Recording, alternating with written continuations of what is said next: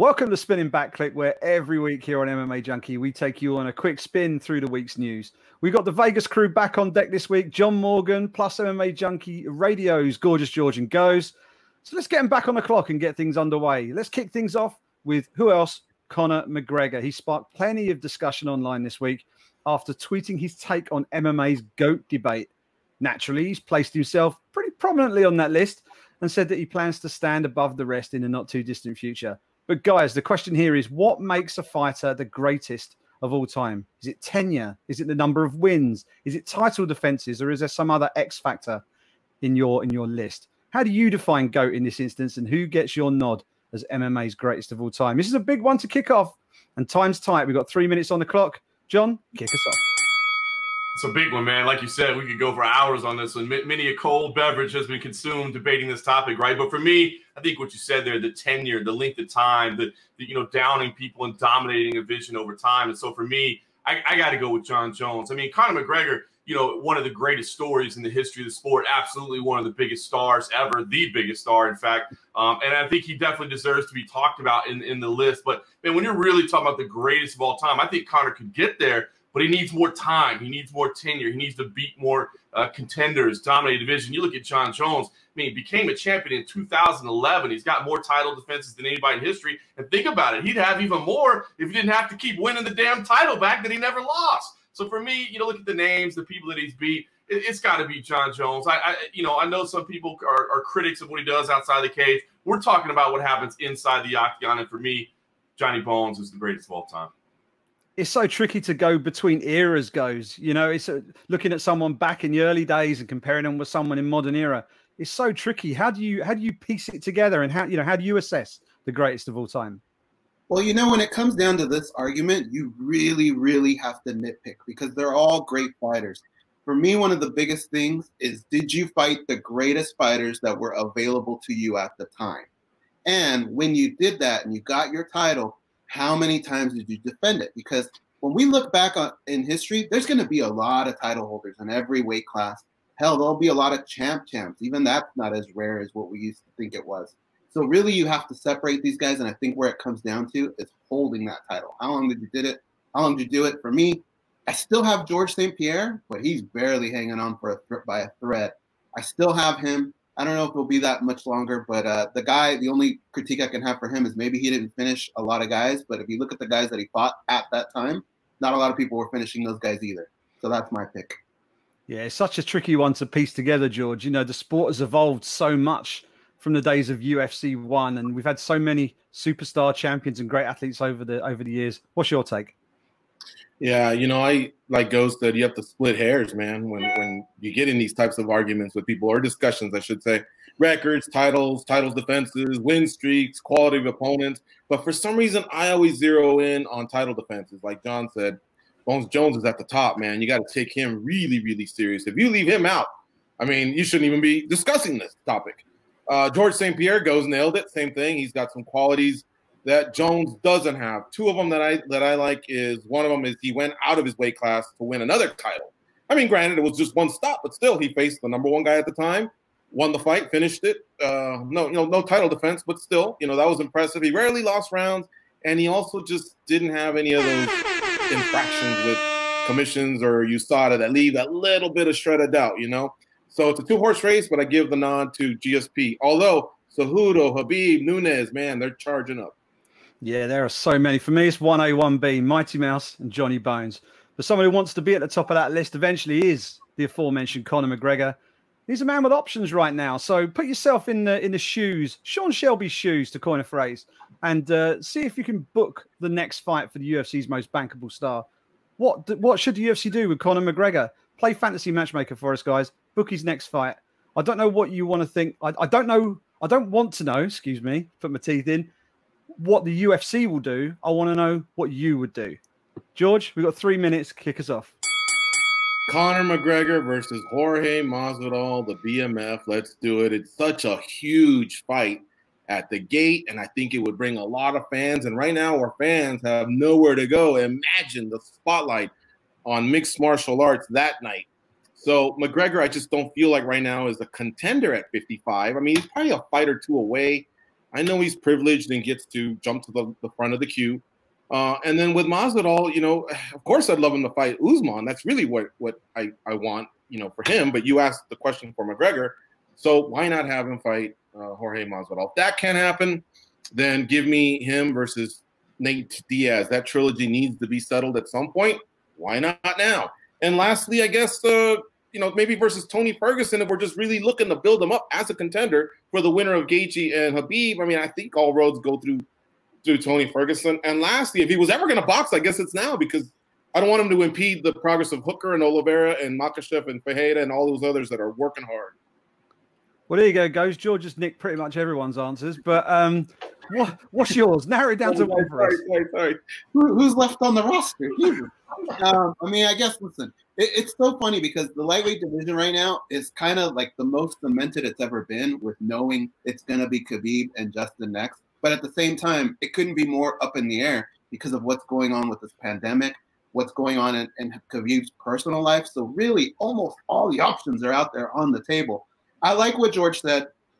The BMF title, I think that makes sense. What you're looking for with Conor McGregor right now is sort of a placeholder type fight. And that's something where if you were to fight a Masvidal at welterweight for the BMF, I don't know that he loses much stock in a fight like that if he were to lose. And then you have your Nate Diaz. It's between Nate Diaz and Jorge Masvidal. I would say if there's ever a time that you want to do the Nate Diaz fight, it's probably now. I think you could pull it off. The only problem is with Conor McGregor, do you want to do it in front of nobody? That is the big problem. Is a type of fight like that, a type of fighter like that, I don't know if you want to do that in front of 0 people. And I honestly don't believe that he wants to do it that way. But if I had to pick someone, I think it's Nate Diaz and Masvidal, those two right there. Yeah, it's such a tricky one, John. He's got loads of options. I mean, Ali Abdelaziz, just today, I think the news has come out that he's up for Kamaru Usman taking on Conor McGregor next if Masvidal ends up taking a different route and going the Nate Diaz rematch route. What do you reckon? I figure we just bring George back and let him rattle off a few more names, man. No, listen, for me, I go a different way. Give me Justin Gaethje, man. You know, listen, I hate to talk about, you know, kind of some negative thoughts. We don't know what's going on with Khabib and his family right now. I don't know if that September date that he was talking about is going to work. So why not Justin Gaethje? Have Conor come in, fight for the interim title. Stylistically, you know it's going to be a banger. You know Conor wants that rematch if he wins. There you go. Then you get your Conor Khabib too, and he actually earned it.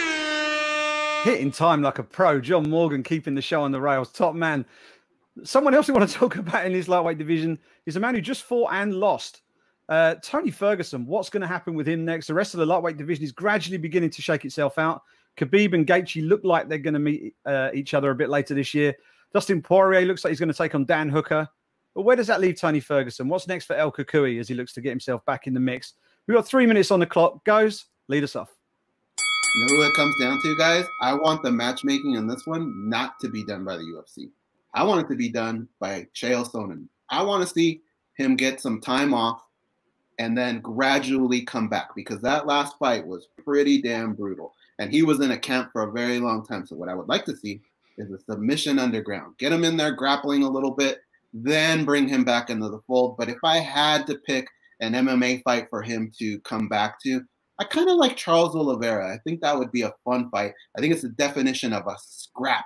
It's going to be a scrap on the feet. It's going to be a scrap on the ground. I think it'd be a great time. So if I had to do UFC, it would be that. But I'd like to see Tony gradually come back. And I think he can do that maybe using submission underground. Yeah, I like the sound of that. I think a bit of time away from the cage wouldn't hurt. But if he's going to get back in there before the end of the year, John, what do you reckon? Who should he take on next? Well, that's an interesting take. When you mentioned Chael Sonnen, I didn't know what direction he was going with that. I like that. You know, I agree too, man. You know, Tony Ferguson, and I don't think we're just talking about the damage he took in that fight. We're not. I think we're talking about the long buildup. You know, he admitted how long the camp was, the preparation, the mental strain of what he had to go through with all the starts and stops of that fight coming together. So I do like the idea of a little bit of time away for Tony Ferguson, both mentally and physically, to just recharge a little bit. That said, the guy is still right at the very top of the division. So I don't really want to cop out right now, but I will say that I don't think that the name exists at this moment. What I think it needs to be is a loser of kind of one of these upcoming matches. I mean, Charles Oliveira, that is a great matchup as well, but he's on a big winning streak. You know, and I don't know if it'd get Tony the respect that he deserves. I think Charles flies under the radar a little bit. So I think maybe the loser of one of these upcoming matches coming up might make sense. But listen, Tony Ferguson, to me, 2 fights away from another title shot. That's all he needs. So he needs that kind of name. It needs to be right up at the top of the division because, listen, man, he was there for so long. This was a crazy situation he was involved in. He doesn't need to be too far down. 2 fights and another title shot. Yeah, he had an incredible win streak, obviously, leading into that Justin Gaethje fight. And obviously, that one didn't go his way. But he's only 1 loss off a huge win streak, so he's still very much a factor. George, where does he go here? Does he take another fight straight in there against the top contender, or you want to build him back up? You know, I understand what both guys are saying. With Tony Ferguson, he's such a huge name at the top of 155 that Oliveira, that doesn't really get the juices flowing probably for Tony and for the fans who feel like, well, he's right there. How do we position himself right back, in title talk? So he could maybe take that time off, like Goz said, and catch the guy coming off a loss in Khabib versus Gaethje, because he pretty much know. I think we can all accept that McGregor will get the winner. And that would allow him time to recuperate. However, recently Ngannou took on Rosenstruck, and there was probably that difference in rankings, in stature within the division, that maybe Tony does do his duty of putting a young guy over the same way guys put him over when he was coming up. It's just the process, that veterans do have to go through sometimes. So I like both ideas from both guys. And other than that, I mean, maybe Poirier or Kai Iaquinta, veteran names.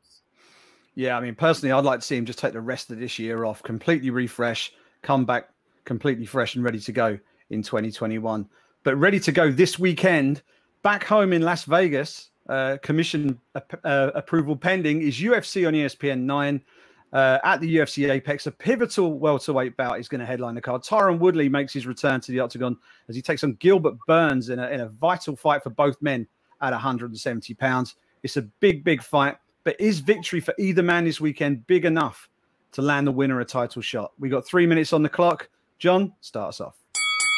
Man, I am looking forward to this event at the UFC Apex. I mean, we've seen cards there, but to see an actual full UFC card inside the Apex is going to be a unique experience. And to answer your question, I say absolutely. This is the #1 contender fight. However, you got to wait for Leon Edwards first, man. Come on. Get Rocky his due, man. The guy's on an 8-fight winning streak. His last loss was to the champ, Kamaru Usman. He's not getting the respect he deserves, and he had his own #1 contender fight lined up before this damn pandemic ruined everything from him. Don't let him take that away from him. So, yeah, I think this is a key matchup. I know that, Gilbert Burns is very new to the division, but look at the success he's had, and then you couple that with everything that he had already done before. I think he's right there. And, of course, Tyron Woodley's resume speaks for itself. And if he's staying as busy as he says he wants to, man, it could be really exciting. So, absolutely, this could be a #1 contender fight, but don't jump ahead of Leon Edwards. That man deserves his title shot. Yeah, as a fellow Brit, I can certainly see that argument. He should really be in there fighting instead of Gilbert Burns, in my opinion. But pandemic getting in the way. George, whoever wins this fight, I mean, Woodley, former champion, he could be straight in there. Gilbert Burns knocks him over. He's going to be screaming title shot. So if you're the UFC, how do you book the winner? Well, let's take both scenarios. If Burns wins, and we'll call it an upset because here in Vegas he is the underdog.